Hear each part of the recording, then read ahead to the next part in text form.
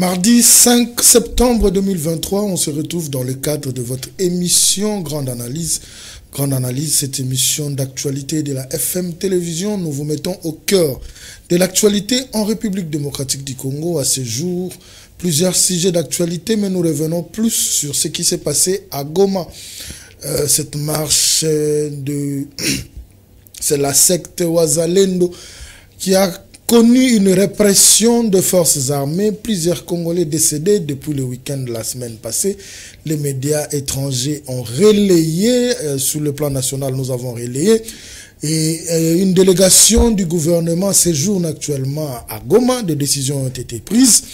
Nous sommes de cœur avec toutes ces personnes qui ont perdu leur vie. Déjà, les Congolais perdent leur vie chaque jour avec le tuerie de l'Est de la République.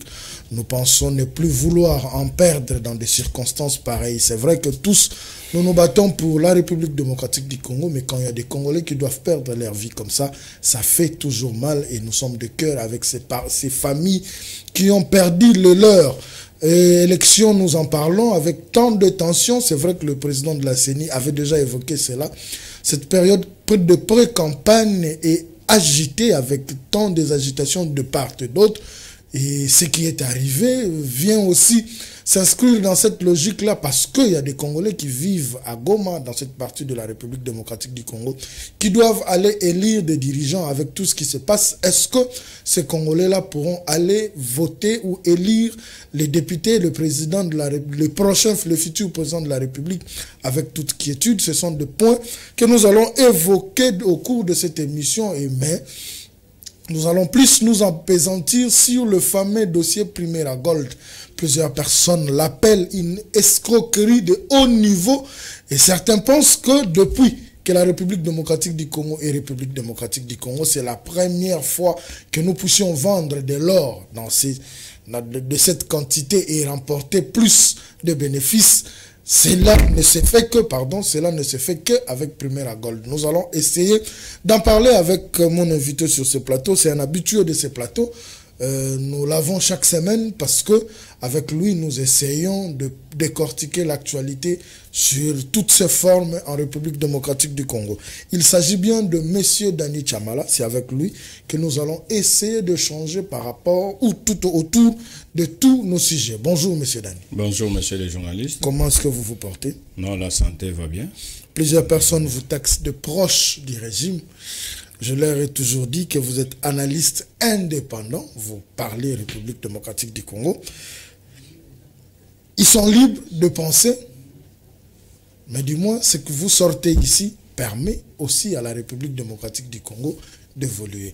D'emblée, ce qui s'est passé à Goma, plus d'une quarantaine de personnes ont perdu la vie. Peu importe les circonstances, mais est-ce qu'il fallait encore que des Congolais perdent la vie dans de telles circonstances? Oui, merci beaucoup, monsieur le journaliste, pour votre invitation. Deuxièmement, je m'en vais dire que tous ceux qui pensent que tout celui qui défend la République démocratique du Congo est de l'union sacrée ou du pouvoir, peut-être qu'ils ont tort. Certains ont raison de penser de la manière, parce que le message qui est véhiculé dans la population, c'est que tout celui qui soutient les institutions de la République, il est de l'union sacrée. Et tout celui qui critique ou qui insulte les autorités ou qui parle mal de la République démocratique du Congo, il est de l'opposition. Alors c'est quelque chose que nous devons enlever dans la tête des Congolais pour dire que nous n'avons que le Congo comme pays. Moi, je n'irai pas en exil pour aller commencer à vilipender mon pays partout ailleurs, parce que moi, je suis né en République démocratique du Congo. Mes parents, mes arrière-parents sont des Congolais. Alors, je ne vois pas quel est ce pays-là que je peux faire sa publicité en dehors de la République démocratique du Congo. J'ai déjà eu à fréquenter quand même certains pays étrangers, mais je n'ai jamais pris une photo pour lancer sur les réseaux sociaux pour faire voir aux gens que je suis de l'autre côté. Je suis de l'autre côté. Là, vous êtes en train de faire la publicité de ces pays-là, alors que nous laissons la République démocratique du Congo comme un pays moins considéré, tout ça. Moi, je préfère arriver à Kinkole, à Maluku, je prends mes photos, je balance, c'est ça. Moi, je suis congolais, je défends les intérêts de notre pays, la République démocratique du Congo. C'est pourquoi il y a plusieurs qui me taxeront peut-être du pouvoir. Je vous dirai que je n'ai pas de contact avec ceux qui sont au pouvoir. Ce que je fais comme travail, c'est de défendre tout simplement la République démocratique du Congo, qui est notre pays, à nous tous. Pour revenir à la question de ce qui s'est passé à l'est de la République. Plusieurs personnes ou plusieurs médias parlent d'un carnage. C'est quand même si fort ce qui s'est passé à Goma. C'est vraiment désolant, c'est vraiment attristant aussi. Je commence d'abord par présenter mes sincères condoléances à toutes les familles éprouvées à l'est de la République démocratique du Congo, à encourager aussi les blessés qui sont dans des hôpitaux. Et je profite aussi pour saluer les efforts du gouvernement par rapport à ce qui s'est passé là. J'ai vu une grande délégation gouvernementale descendre sur les lieux pour s'imprégner un peu de ce qui s'est passé. Le ministre de la Défense, des droits humains, de la justice et tout ça. Ce qui prouve effectivement que l'État, la République démocratique du Congo comme État existe, et ils ont vu aussi qu'il y a quelque chose qui s'est passé qui demande à ce qu'on puisse quand même mettre de la lumière pour que les gens puissent comprendre ce qui s'est passé. Ce que moi je ne veux pas, c'est que les gens puissent s'alarmer sur cette question pour commencer à véhiculer des messages de la haine, des messages qui ne peuvent pas construire la République démocratique du Congo. Comment ça? C'est quelque chose qui est arrivé. Nous ne pouvons pas souhaiter que cela arrive, mais nous devons seulement expliquer à notre population pour que cette population puisse savoir comment cela est arrivé pourquoi cela est arrivé. Parce que c'était une marche de manifestation pour le départ de la MONUSCO et de contingents de la source régionale, de l'EAC. Mais comment nous devions arriver à perdre des Congolais? Oui, messieurs les journalistes, il y a une trentaine d'années déjà que ce coin de la République démocratique du Congo connaît ce genre de choses, c'est-à-dire des tueries en répétition. Et tous les gouvernements qui se succèdent font toujours un effort pour voir comment résoudre le problème de la République démocratique du Congo à sa partie est. Que ce soit le gouvernement de Laurent Désiré Kabila, que ce soit les gouvernements qui se sont succédés avec le président honoraire Joseph Kabila, que ce soit les gouvernements qui se sont succédés avec le pouvoir actuel de M. Félix Antoine Tshisekedi Tshilombo, le président de la République, tous ces gouvernements font toujours des efforts pour résoudre ce problème. Maintenant, dans cette recherche-là des solutions, le président de la République, ensemble avec toutes les institutions de la République démocratique du Congo, avait jugé bon de placer cette partie de la République démocratique du Congo sous un régime exceptionnel. C'est-à-dire, vu tout ce qui s'est passé là-bas, ils ont trouvé qu'il faut placer cette partie de la République démocratique du Congo sous un régime exceptionnel. Pourquoi sous un régime exceptionnel? Parce qu'il y a une question exceptionnelle qui se pose là-bas, c'est-à-dire la question de la sécurité. Et la sécurité de ce côté-là n'est pas troublée par les bandits à mi-chemin ou le bandit, les criminels que nous avons ici à Kinshasa, que nous appelons communément Kuluna. Cette insécurité est causée par des armées étrangères, des groupes rebelles, et ces gens s'amènent avec des armes et tout sur le sol congolais. Alors il faut résoudre ce problème. Et comment résoudre? On ne doit pas arriver là-bas avec la Bible, commencer à prêcher des gens, commencer à faire ceci pour que les rebelles puissent déposer des armes ou les armées étrangères puissent quitter le sol. Parce qu'ils savent, quand ils sont venus, qu'est-ce qu'ils sont venus chercher en République démocratique du Congo. Je vous dis que c'est parmi les pays ou le parti de notre pays où il y a beaucoup de richesses qui sont enviées partout dans le monde. Alors, ces groupes rebelles et ces armées étrangères viennent faire leur guerre sur notre sol. Il faut résoudre maintenant ce problème. Maintenant, pour résoudre, il faut réfléchir, voir les conditions dans lesquelles il faut apporter des solutions pour que cette population se trouve un peu dans la paix. C'est comme ça que le gouvernement actuel, ensemble avec le président de la République, avait jugé bon de placer cette partie sous un régime exceptionnel qui est l'état de siège. Maintenant, dans l'état de siège, ce que les gens doivent comprendre, c'est que dans l'état de siège, les choses ne fonctionnent pas comme ici à Kinshasa, où nous avons un gouverneur élu, et les députés provinciaux et les ministres provinciaux qui sont des civils. Mais dans l'état de siège, c'est-à-dire que les autorités politiques sont remplacées par les autorités militaires. Tout ce que vous avez fait comme élection de députés provinciaux, de gouverneurs, de province et tout ça, ça tombe, c'est suspendu. Ça ne tombe pas, mais c'est suspendu. Maintenant, on remplace ces autorités par les autorités militaires. Pourquoi? Parce qu'il s'agit d'une question hautement sécuritaire.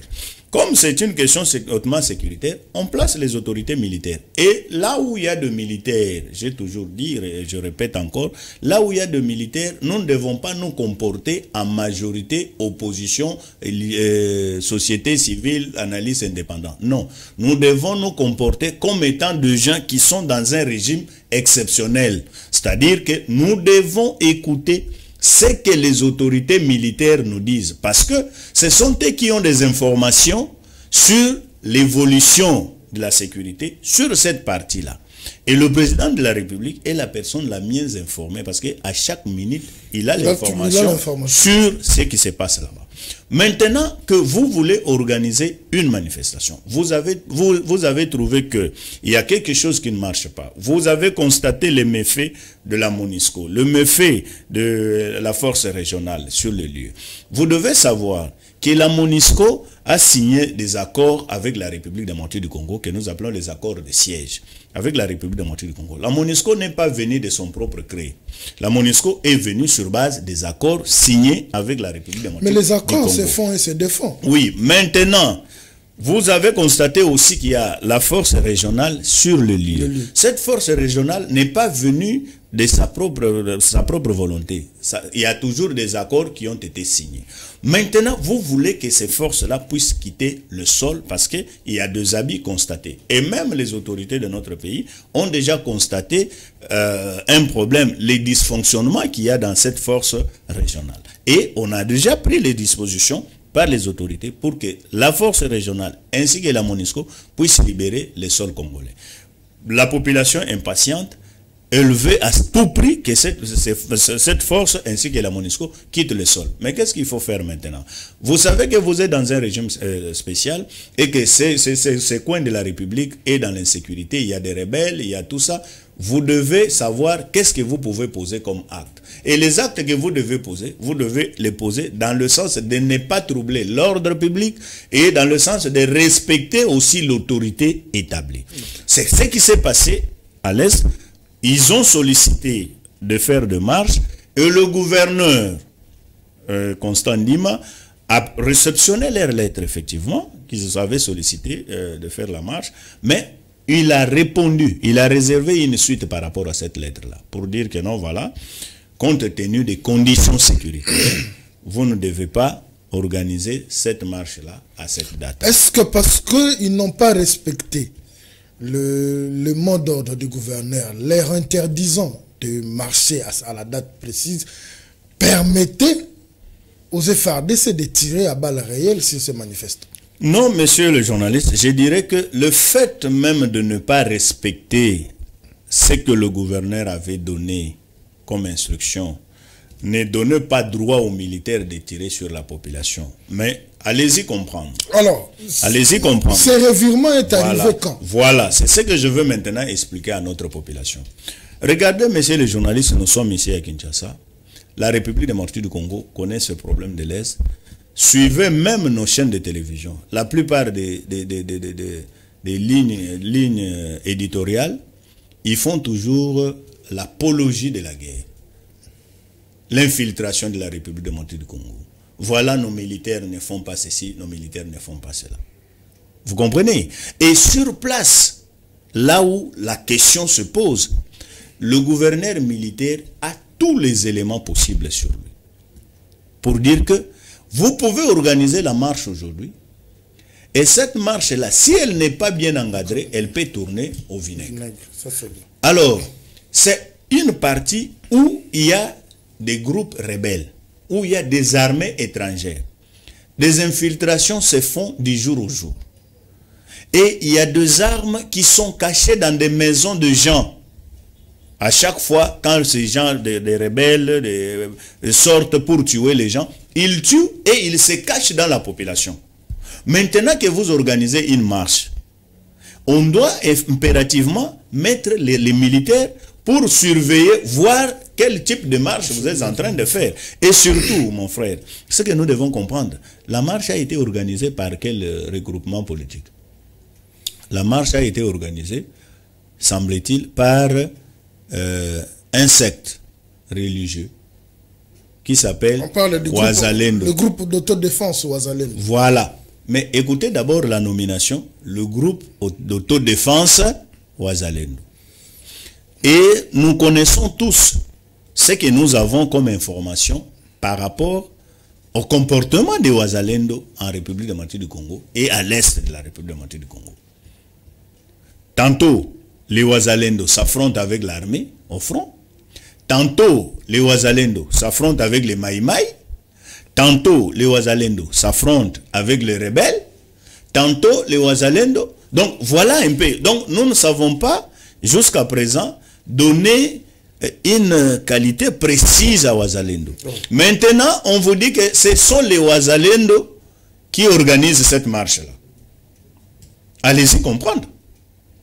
Si ce sont des Wazalendo qui organisent une marche, ce n'est pas la première fois que les marches soient organisées à l'est de la République démocratique du Congo. Maintenant, il y a eu l'encadrement lorsqu'on a constaté qu'il y a marche. Il y a eu l'encadrement lorsqu'on a constaté que malgré l'interdiction, mais du moins les gens sont sortis. Il y a eu l'encadrement. Les militaires ne sont pas venus et ils ont commencé directement à tirer sur la population. Ce que je regrette d'ailleurs. Ils n'ont pas commencé à tirer sur la population. Les militaires sont sortis pour voir encadrer la marche et assurer la sécurité des personnes et de leurs biens. Ce qui est d'ailleurs leur mission primordiale. Maintenant, pendant la marche, ils constatent qu'il y a maintenant la dérive. Ils constatent que les gens qui pensaient, qui faisaient croire aux gens qu'ils étaient venus pour faire une marche pacifique, ils ne sont pas venus dans la marche pacifique. Ils ont commencé à piller. Ils ont commencé à tirer sur le militaire. Est-ce qu'on peut tirer sur le militaire avec des pierres? Est-ce qu'on peut tirer avec des bâtons sur le militaire? Un militaire ne peut pas réagir avec une arme lorsque il constate que celui-ci n'est pas agressif. S'il constate que la personne n'est pas dangereuse, pourquoi il va utiliser une arme? Nous n'encourageons pas le fait d'avoir utilisé les armes et que les gens sont décédés. Mais si seulement ces gens n'avaient pas utilisé des armes, et qu'aujourd'hui la ville de Goma tombait entre les mains des rebelles, à qui on allait donner la faute? On allait dire que l'armée était là, le gouverneur militaire était là, l'état de siège n'a pas produit les résultats escomptés. Mais pour sécuriser maintenant la ville de Goma, faire de sorte que la paix qui règne aujourd'hui là-bas, la calmie qui est constatée là-bas puisse régner, il fallait que les militaires puissent réagir. Les militaires n'ont pas commencé à tirer, mais les militaires ont réagi. Vous comprenez un peu?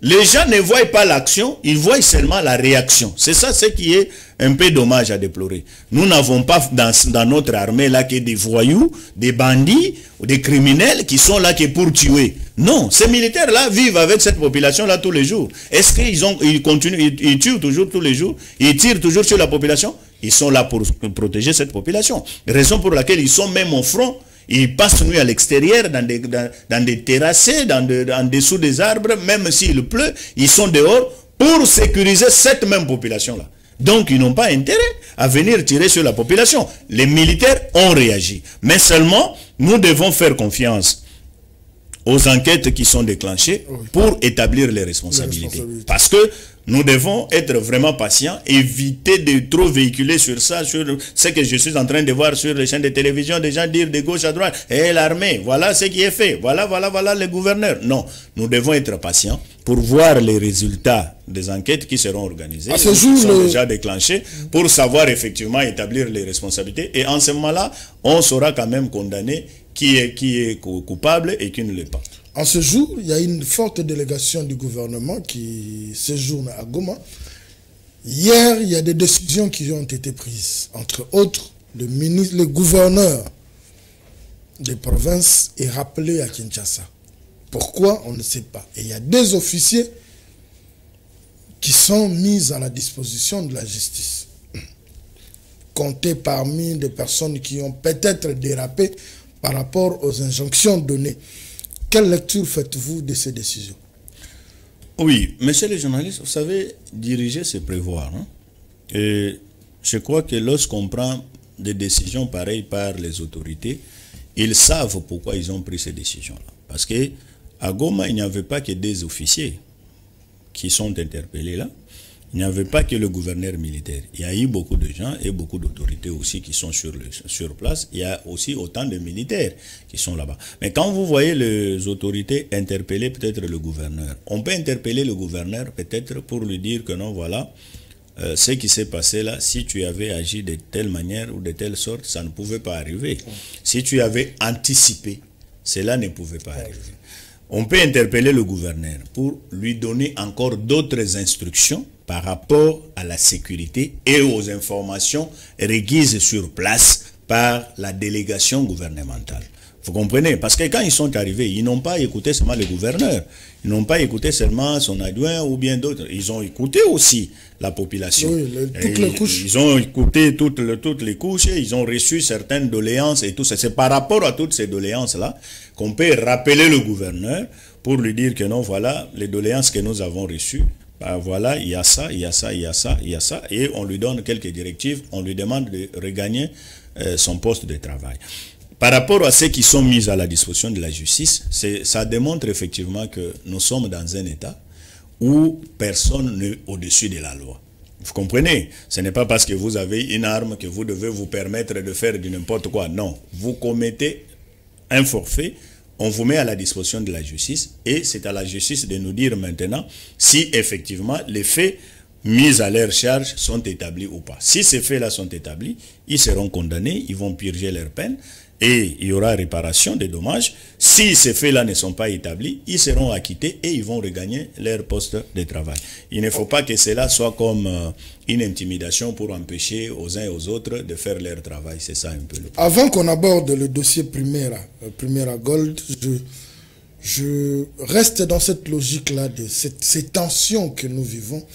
À quelques mois des élections, est-ce que vous pensez que dans cette zone-là, de l'Est de la République démocratique du Congo, nous aurons des élections apaisées? Parce que c'est chaque jour que nous avons de petites zones de tension, de petites couches de tension. Est-ce que vous pensez que nous aurons des élections apaisées de ce côté? Surtout que parmi les contraintes majeures de la CENI avait martelé sur la sécurité. Oui, messieurs les journalistes, laissez-moi saluer encore la détermination du président de la CENI, M. Denis Kadima, que j'ai toujours encouragé dans sa façon de faire des choses. J'aime ce monsieur-là dans sa façon de voir les choses. Parce que moi, dans ma vie, j'aime des gens qui sont déterminés, des gens qui ne reculent pas, quels que soient les obstacles. Kadima vous dit qu'il va organiser les élections dans le délai. C'est-à-dire qu'il connaît qu'à l'Est, il y a des problèmes, il connaît que les opposants réclament les dialogues, il connaît que le pouvoir en place tient à ce qu'on organise les élections dans le délai parce qu'ils se retrouvent en position de force avec tout ce qu'ils ont réalisé. Ils tiennent à ce que cela soit comme actif dans leur bilan. Donc, ils veulent à ce que ces élections soient organisées. Mais seulement, j'encourage M. Denis Kadima, parce que j'ai suivi la communauté internationale, entre autres l'Union africaine, j'ai suivi les États-Unis, l'Union africaine, l'Union européenne. Dans le parler de tous ces gens-là, de toutes ces communautés, on note toujours une avancée significative. Donc, c'est déjà bon dans l'organisation des élections en République démocratique du Congo. Lorsque ces gens nous disent qu'il y a une évolution, il y a une satisfaction dans le processus électoral, moi je fais confiance et je trouve effectivement que Kadima est dans les bons et qu'il est en train de bien faire son travail. Par rapport à cette partie de l'Est de la République démocratique du Congo, se poser la question si les élections se tiendront ou pas, je suis confiant, comme Kadimale, de dire que les élections vont se tenir. Ce n'est pas pour rien qu'on a décrété l'état de siège, c'est pour permettre à ce qu'il n'y ait pas trop d'incursions, qu'il n'y ait pas trop de problèmes, pour permettre aussi à ce que la population qui est dans ces coins-là puisse aller voter en toute quiétude. Vous comprenez? Donc, c'est pour donner à ces gens-là la confiance. Quand il n'y avait pas l'état de siège, ces gens-là vivaient dans des traumatismes impossibles. Mais quand ils voient quand même des hommes en uniforme et tout ça, ils ont quand même confiance. Parce que même ici à Kinshasa, quand on vous dit, non, il y avait un Koulouna qui a ravi quelqu'un, un téléphone au coin, qu'est-ce qu'on dit? Non, mais si on avait mis les sociétés au coin là-bas, on allait terminer cette histoire et tout ça. Ils ne savent pas que c'est ça l'état de siège.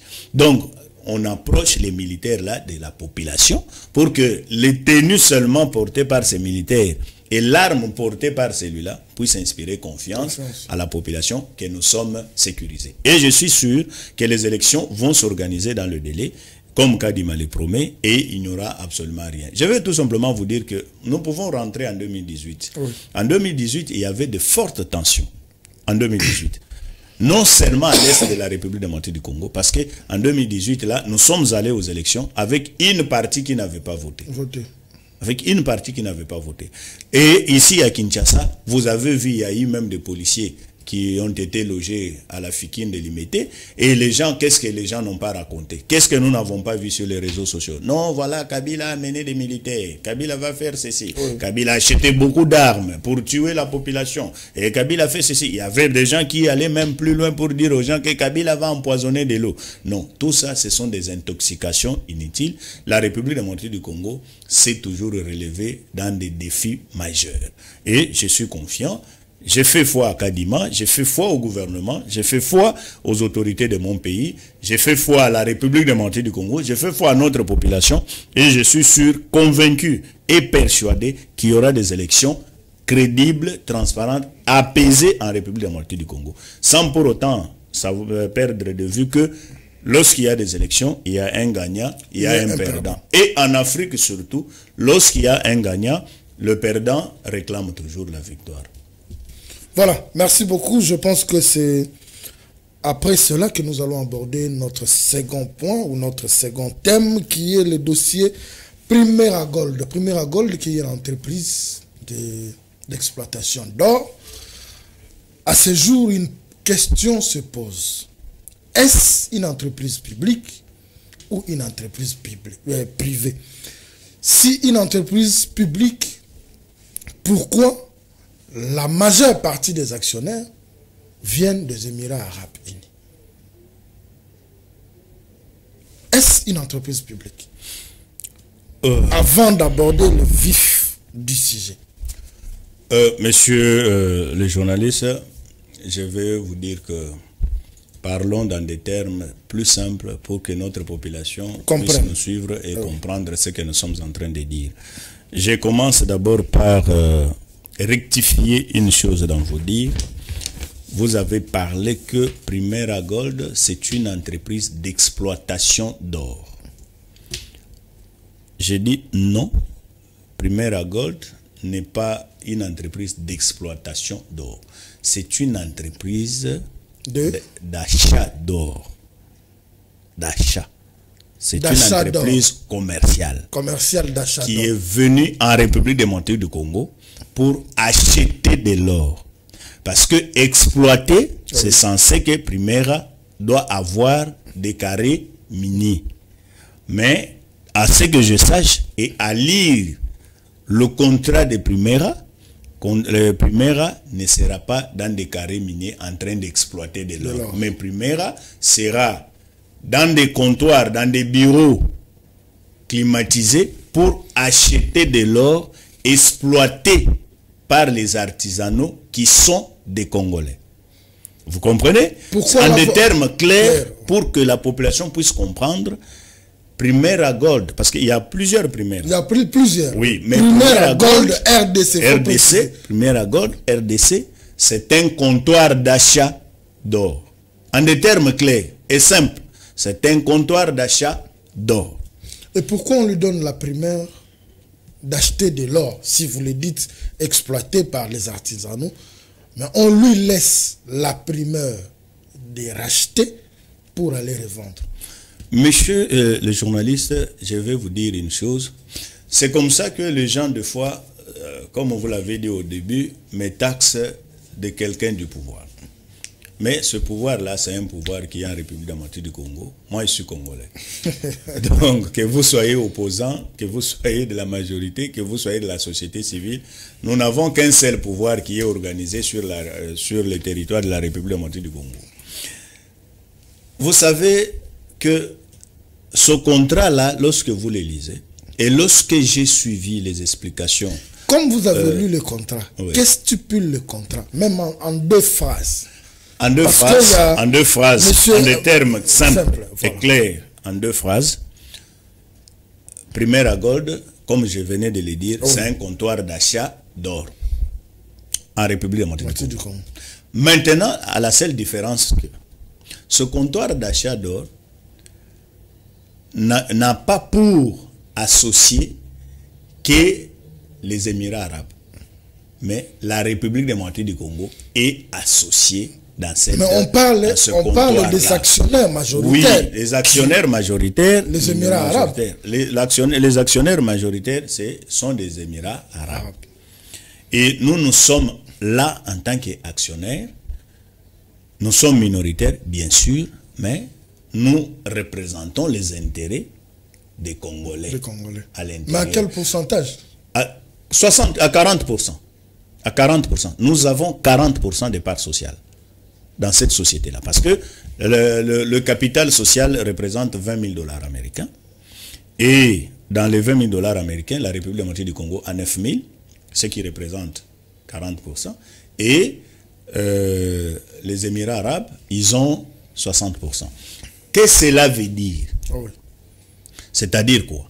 Ce sont eux qui amènent de l'argent pour acheter de l'or en République démocratique du Congo. Nous avons des comptoirs de diamants ici en ville. Nous avons des comptoirs de diamants en province. Nous avons des comptoirs d'achat d'or, même à l'est, là, il y en a. Mais ces comptoirs-là, la République démocratique du Congo n'a pas de part là-bas. La République démocratique du Congo n'a pas de part. Mais maintenant... Quelle est la différence entre des comptoirs où la République démocratique du Congo a des parts et des comptoirs où la République démocratique du Congo n'a pas de parts? Et les intérêts se font comment? Parce que quand vous parlez de 20 000 $ de création d'entreprise, c'est-à-dire de comptoir, mais à ce jour, quand le ministre Nicolas Kazadi est venu pour défendre Primera, parce que c'est ce qui s'est dit, il est venu pour défendre Primera, il a parlé d'un passage de recettes de 3 000, il a parlé de 3 tonnes, qui équivaut à 3 000 kilos. Et s'il faut estimer, parce que 1 kilo, ils ont estimé à 63 000 $, la vente, ils sont allés par mois, ils ont atteint les 150 ou les 190 millions en termes de vente. Alors, si ceux qui doivent venir acheter chez nous pour revendre doivent avoir 60%, la République 40%, est-ce que cet argent-là, pour racheter et revendre, la République démocratique du Congo n'en a pas? Je vais vous dire une chose, monsieur les journalistes, parce que c'est ça la question. C'est par rapport au message véhiculé, c'est ce qui touche le fond des à la population congolaise. Parce que le ministre Nicolas l'a dit. Je vais même lire sa citation. Et c'était encore quoi cette citation? Il a dit... par manque de capacités financières et techniques, est-ce qu'une si grande nation comme la République démocratique du Congo, nous pouvons manquer cet argent? Parce que Primera ne transforme pas ici, il revend. Donc il achète chez les artisanaux et il va revendre. Est-ce que la République manque cette capacité financière d'acheter et de revendre? Donnez-moi alors le temps maintenant. Je vous donne le temps. Vous parlez sur Primera Gold, tel que les gens sont en train de suivre. Messieurs les journalistes, je vais vous dire une chose, que c'est pour la toute première fois en République démocratique du Congo qu'il y ait un contrat dans ces coins de la République démocratique du Congo sur les minéraux de la République démocratique du Congo, dans lequel la République se retrouve comme actionnaire. Je vais vous expliquer. Primera Gold, comme je l'ai dit, c'est un comptoir d'achat. Quand bien même que nous appelons ça, c'est une société parce qu'il y a des actionnaires dans lesquels nous trouvons la République démocratique du Congo.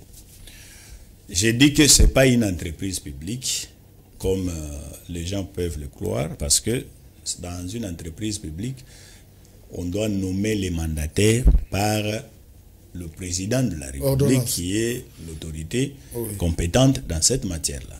Mais ici, il n'est pas question de nommer des mandataires là-bas parce que ce n'est pas une entreprise publique de l'État. C'est une entreprise créée par les particuliers et l'État congolais est actionnaire. Alors, étant que tel, je vais vous dire une chose, que pourquoi ce contrat d'abord a eu lieu. Ce contrat de Primera a eu lieu parce que on a constaté qu'à l'est de la République démocratique du Congo, il y a des exploitants miniers, des artisanaux, qui exploitent de l'or, qui exploitent des cassitérites, qui exploitent des minéraux, mais qui vendent ces minéraux-là ailleurs. Et lorsqu'ils vendent, l'État congolais ne bénéficie rien. C'est-à-dire ça sort. Ça sort d'une manière désordonnée et l'État congolais ne bénéficie même pas $1. Voilà comment maintenant ça se passe. Lorsque ces minéraux-là sortent de la République démocratique du Congo, ces minéraux sont vendus en Ouganda, sont vendus au Rwanda et sont certifiés comme étant de minéraux produits au Rwanda, soit en Ouganda. Parce qu'il n'y a pas un enchaînement logique. Parce qu'il n'y a pas un enchaînement logique. Et lorsqu'on vend, on certifie l'or, que c'est de l'or produit au Rwanda, et c'est le Rwanda qui est bénéficiaire. Est-ce que vous comprenez? Mais nous, les propriétaires du sol et des sous-sols dans lequel l'or-là a été exploité, nous ne sommes pas concernés, nous ne bénéficions même pas un rond. Maintenant, ces mêmes exploitants artisanaux, lorsqu'ils sortent avec de l'or, ils ne savent pas auprès de qui vendre parce qu'ils vendent même aux groupes rebelles. Vous comprenez? Quand vous voyez la multiplicité de ces troupes à l'est de la République démocratique du Congo, ce n'est pas pour autre chose. La plupart des rebelles qui sont venus là-bas, la plupart des armées, ils n'ont aucune revendication politique. Il n'y a aucune revendication politique. La motivation, c'est seulement l'exploitation. Et regardez leur mode opératoire, ils viennent, ils commencent à tuer, ils commencent à violer, pour que la population puisse fuir ce coin-là, laisser un vide, et ils restent là seuls, ils commencent à exploiter. Vous comprenez? Et quand ils exploitent, ils sortent avec ça, ils vont vendre dans des pays limitrophes. Et c'est comme ça que vous avez vu, tout le monde le sait, le Rwanda n'a même pas une graine de coltan sur son sol, mais le Rwanda est coté parmi les producteurs mondiaux de coltan. Mais avec l'instauration de l'état de siège, allez vérifier le pourcentage. Si le Rwanda aujourd'hui produit, quelle quantité de coltan chez lui. Si le Rwanda produit aujourd'hui, quelle quantité d'or chez lui. Donc tout ça, ce sont des avantages de l'état de siège que les gens sont en train de critiquer aujourd'hui. Maintenant, lorsque l'État constate que ces minéraux-là sortent de notre pays et sont vendus ailleurs, certifiés comme si c'est produit dans ce pays. Et qu'est-ce qu'il faut faire maintenant pour encadrer tout ça? Vous comprenez? Les Émirats arabes, ils concluent des contrats avec le Rwanda pour que le Rwanda commence à leur vendre de l'or, qu'il ne produit pas chez lui, mais qu'il achète chez nous. Maintenant, on dit, il faut maintenant voir les acheteurs là du Rwanda. Là. Leur expliquer que l'or que vous achetez là n'émane pas du Rwanda. C'est de l'or que les Congolais produisent chez eux. Ils ont dit, c'est vrai, c'est de l'or qui vient de la République démocratique du Congo. Oui, c'est l'or de la République démocratique du Congo. Allons-y voir. Ils sont venus, ils ont constaté effectivement, oui, c'est de l'or qui émane de la République démocratique du Congo. Maintenant, qu'est-ce qu'il faut faire? Nous devons maintenant commencer à acheter en République démocratique du Congo. Pour venir maintenant acheter, nous devons avoir quand même des écrits. Nous devons avoir des contrats avec la République démocratique du Congo. Et la République démocratique du Congo dit, vous venez pour acheter. Mais quand vous achetez, après avoir acheté, parce que quand ils achètent, ils donnent de l'argent aux exploitants artisanaux. Oui. Ils ne prennent pas gratuitement. À ces gens-là, ils donnent de l'argent. Cette population continue toujours à bénéficier de leur argent. Mais lorsqu'ils achètent, par exemple, ils ont acheté pour 10 millions de dollars. Notre capital social est de 40%. L'argent qui achète cet or-là, c'est leur argent. Ce n'est pas notre argent, nous. C'est leur argent. Maintenant qu'ils ont acheté des 10 millions, et que le bénéfice dans les 10 millions là, c'est 1 million par exemple. Lorsqu'on va partager les bénéfices de la société, sur les 1 million, nous avons combien? Nous avons 400 000 dollars. Vous comprenez? Nous avons 400 000 dollars. Nous avons perdu ou nous avons gagné? Nous avons gagné. Même si aujourd'hui, Primaire Gold paye à la République démocratique du Congo 1000 dollars par mois, seulement 1000 dollars par mois, c'est beaucoup parce qu'auparavant, on ne bénéficiait de rien. Et encore d'autres avantages, c'est que Primaire Gold, quand ils vont acheter de l'or, quand ils vont ouvrir leur comptoir, quand ils ont ouvert leur comptoir là pour acheter et tout ça, dans ces comptoirs-là, ce sont des Congolais qui travaillent là-bas. Ils sont payés, contrairement à ce qui s'est passé avant, quand ils vendaient de l'or aux rebelles et au Rwanda, et nous, on ne bénéficiait absolument rien. La deuxième, autre avantage, vous savez que nous avons construit une usine de la purification d'or à l'est de la République démocratique du Congo. Cette usine va fonctionner avec quoi? Cette usine va fonctionner avec de l'or acheté par Primaire. Vous comprenez? On va commencer à purifier de l'or ici chez nous. Aujourd'hui, le Rwanda qui avait construit une usine chez lui, cette usine-là est en train d'être fermée. Parce qu'il n'y a pas de l'or à purifier là-bas. Mais maintenant que tous ces avantages-là, nous les avons, où est le mal? Où est le mal? Et je vous dis, tous ceux qui crient contre ce contrat-là, ils savent en fait, pourquoi. C'est là où je voulais en venir. Parce que je suivis un notable de ce coin. Oui. Dans l'un de nos médias ici, qui a parlé d'une opacité dans ce contrat que le gouvernement n'arrive pas à mettre à nu. C'est-à-dire que dans la part, c'est long, c'est dire dans la part de la République, il semblerait je suis dans les conditionnels, il semblerait qu'il y a certains décideurs qui bénéficient de cela. C'est pourquoi ils ont facilité à Primaire, qu'ils ont donné tous ces avantages à Primaire, parce qu'il semblerait qu'il y a certains dignitaires ou décideurs de la République derrière Primaire. Messieurs les journalistes, je vous demande une émission dans laquelle nous allons discuter sur les comportements de tous ces trafiquants d'or à l'est de la République démocratique du Congo. C'est acté, la semaine prochaine. Voilà. Vous savez que tous ceux qui crient contre ce contrat-là, ce sont des trafiquants d'or. Ils ont des comptoirs à l'est de la République démocratique du Congo, ils achètent de l'or. Allez vérifier, allez-y vérifier. Je peux citer des noms ici, mais ce qui ne m'est pas permis parce que je n'ai pas reçu leur autorisation. Je peux citer des gens ici. Ce sont des trafiquants d'or. Ils ont vu que Primaire vient comme étant un concurrent potentiel. Vous comprenez? Un concurrent. Et maintenant, ils disent que non. Nous, comme on était en train de faire tout ce qu'on faisait là, on allait vendre au Rwanda et tout ça, l'État congolais ne recevait absolument rien. Maintenant, nous sommes obligés de vendre ici pour que l'État puisse commencer à bénéficier. Papa, vous achetez de l'or d'1 million de dollars, vous sortez avec. Vous allez, vous vendez là où vous vendez, vous retournez avec votre argent dans votre sac. Et vous mettez dans votre maison, vous venez ici à Kinshasa, vous achetez des maisons, vous achetez des véhicules, vous allez commencer à dire aux gens que non, voilà, je suis tel, je suis tel, je suis tel. Maintenant, on dit que non, voilà. On ne peut pas continuer à faire des choses de cette façon-là. Les enfants, les autochtones là doivent bénéficier. Parce qu'il y a beaucoup d'avantages dans ce contrat-là. Il y aura même des constructions de routes, des bâtiments que Primaire va construire. Est-ce que ces gens-là, ils ont construit pour l'intérêt de la République démocratique du Congo des bâtiments là-bas, même des routes, et ils amassent de l'argent, mais c'est l'État qui doit construire les routes.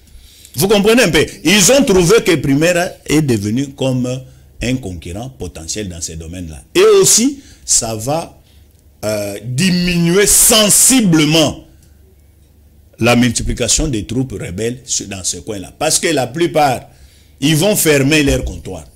Ils vont fermer. Ils vont fermer parce qu'ils fonctionnent dans l'illégalité. Ils fonctionnent dans l'illégalité. Nous touchons pratiquement à la fin. Nous avons pratiquement dépassé le timing. S'il faudra que les Congolais retiennent quelque chose de primaire, parce que c'est ce qui s'est dit à la cité, bakonzi basali société na bango po balia rambongo bazoya kokosa biso ke batuana bauti Émirats Arabes Unis. Qu'est-ce que la population congolaise doit retenir de cette firme? C'est vrai qu'il n'est pas une firme d'exploitation, mais une firme de rachat pour revendre. Les Congolais doivent retenir. Ce que les Congolais doivent retenir, c'est que le Congo a besoin des investisseurs. Soit nous voulons que le pays puisse se développer, soit nous ne voulons pas.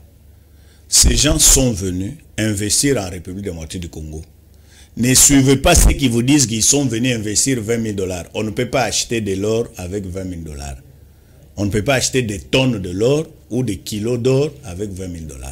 Les 20 000 $ dont il est question, c'est le capital social et comme exigé par la loi pour la création d'une société en République démocratique du Congo. Ils ne pouvaient que se conformer à cette condition-là. Mais ils ont amené en République démocratique du Congo des millions de dollars pour acheter de l'or exploité par les artisanaux. Nos frères là, ils ont amené beaucoup d'argent pour acheter de l'or à ces gens-là. Quand ils ne prennent pas de l'or gratuitement auprès des créateurs. Et ils n'ont même pas de carrés miniers pour aller commencer à exploiter. Non, ce ne sont pas des exploitants là-bas. Ils n'ont pas de carrés miniers. Le contrat est signé pour la commercialisation de l'or de la République démocratique du Congo. Ce que nous devons retenir, c'est qu'ils sont venus, bien sûr, sur notre sol, mais ce sont des investisseurs. L'argent qu'ils ont amené ou qu'ils amènent, cet argent reste en République démocratique du Congo. Et l'État congolais gagne beaucoup dans cet argent-là. Quand vous voyez les actions qui sont en train d'être faites de gauche à droite par le gouvernement, Sama Lukonde, le chef de l'État en train d'inaugurer de gauche à droite des histoires, c'est à partir aussi de l'argent produit par ces gens-là que notre gouvernement a la capacité aujourd'hui de continuer avec la gratuité de l'enseignement, de continuer à soutenir la guerre qui est en République démocratique du Congo à l'Est, de continuer à construire les hôpitaux, les routes et tout ce que nous sommes en train de vivre ici. C'est à partir aussi de l'argent que ces gens-là sont en train d'amener. Si vous suivez les discours contraires à ce que je suis en train de vous dire ici, sachez que ce sont des gens qui disaient à l'époque qu'ils vont créer l'insécurité en République démocratique du Congo pour que les investisseurs ne puissent pas venir. Mais quand on constate maintenant que les investisseurs sont venus, on cherche comment chasser maintenant les investisseurs. Soutenons la République démocratique du Congo. Cet argent que ces gens amènent reste en République démocratique du Congo et ça profite aux Congolais. Le Congo, c'est notre pays. Nous devons l'aimer, le soutenir et le défendre dans tout état de cause. Merci beaucoup. Merci beaucoup. Je pense que c'est par ces mots de notre invité, qui est M. Dani Chamala, analyste politique. C'est vrai, certains pensent qu'il est proche du pouvoir, certains disent qu'il est libre d'émettre ce point de vue, mais tout ce que nous sortons sur ces plateaux, c'est pour faire avancer la République démocratique du Congo. Vous qui avez un avis contraire par rapport à ce que M. Dani vient de dire sur Primera Gold RDC, vous pouvez nous contacter pour venir donner un son de cloche contraire et tout cela permettra à ce que la lumière puisse jaillir sur ce dossier Primera parce que ça fait couler encre et salive. Merci beaucoup à toute l'équipe technique qui m'a accompagné en ce jour. Je vois Rabi Fouka, je vois Samuel Ilunga et à la régie finale, je vois Don Benjamin et puis Gérard Mouya que nous appelons communément Coco Mouya. On se retrouve demain pour un prochain numéro avec un autre invité. Bye bye.